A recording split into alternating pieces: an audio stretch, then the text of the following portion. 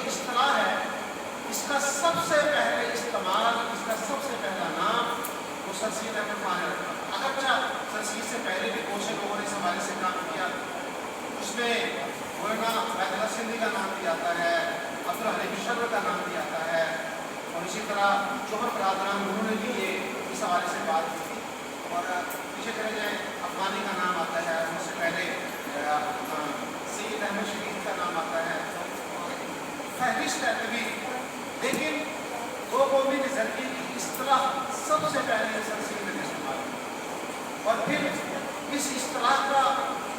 جو اس کے لیے الگ وطن کا جو تصور تھا وہ 1933 میں وہ سب سے پہلے علامہ اقبال نے پاکستان کا تصور جس کو ہم کہتے ہیں علامہ اقبال نے دیا، اور اس نے کہا کہ جن علاقوں میں مسلمان اکثریت میں ہیں وہاں پر مسلمانوں کی الگ اسٹیٹ الگ ریاست بنا دی جائے، اور پھر اس ریاست کے لیے جو پریکٹیکل جدوجہد تھی، جو عملی کوشش تھی، وہ بانی پاکستان محمد علی جناح قائد اعظم نے کی مسلم لیگ کے پلیٹ فارم سے، اور وہ طویل جدوجہد ہے، اور بالآخر 14 کو پاکستان قائم ہوا۔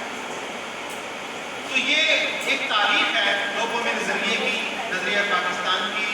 آئیڈیالوجی آف پاکستان کی، جس کی گراؤنڈ، جس کی بیس پر پاکستان وجود میں آیا اور پاکستان بنا۔ جب پاکستان کا اعلان ہو گیا اور انگریز نے یہ اناؤنس کر دیا کہ فلسطین کو تقسیم کرنا ہے، مسلمانوں کے لیے الگ وطن بنانا ہے، ہندوؤں کے لیے الگ وطن بنانا ہے، تو قائد اعظم نے اس موقع پر ایک تقریر کی تھی، اور اس تقریر میں قائد اعظم نے کہا تھا کہ ہم مسلمانوں کے لیے جو علیحدہ وطن حاصل کر رہے ہیں، ہم یہ وطن اس لیے حاصل کر رہے ہیں تاکہ ہم اسلام کے اصولوں کو وہاں پر نافذ کریں اور اس کے مطابق مسلمانوں کو زندگی کو بسر کر سکیں۔ اسلامی نظام، اسلام کے اصولوں کو پریکٹیکلی نافذ کرنے کے لیے یہ وطن بنایا گیا، لیکن اب 2026 ہے، ہمیں بڑے افسوس سے کہنا پڑ رہا ہے آج پاکستان کی 80ویں سالگرہ منائی جا رہی ہے۔ پاکستان کے قائم ہوئے 79 ایئرس ہو چکے اور 80ویں سالگرہ پاکستان کی منائی جا رہی ہے دنیا میں، پاکستان میں، لیکن جس اصول اور جس بنیاد پر یہ وطن بنا تھا، افسوس یہ کہ ہم نے اس اصول کو پسے ڈال دیا، اس نظریے کو ہم نے پسے ڈال دیا، جس کی وجہ سے آج ہمارے لیے مسائل بھی ہیں، آج مشکلات بھی ہیں۔ اگر ہم چاہتے ہیں کہ ہمارا وطن یہ ترقی کرے، یقیناً ہم چاہتے ہیں کہ ہمارا یہ وطن ترقی کرے، تو پھر ضرورت اس عمل کی ہے کہ ہم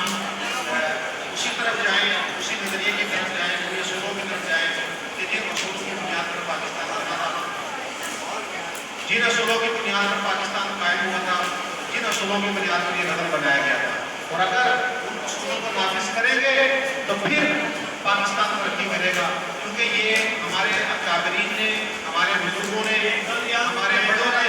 یہ کمٹمنٹ کی تھی قوم سے، اللہ سے،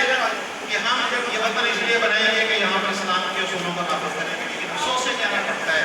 کہ ہم اس کمٹمنٹ کو پورا نہیں کر سکے ہماری قیادت پاکستان بننے کے بعد، اور آج جو ہمارے مسائل ہیں اس کی بنیادی وجہ یہ بھی ہے۔ اگر ہم چاہتے ہیں کہ ہمارا ملک خوشحال ہو، ہمارا ملک دنیا میں ترقی کرے، ہمارا ملک وہی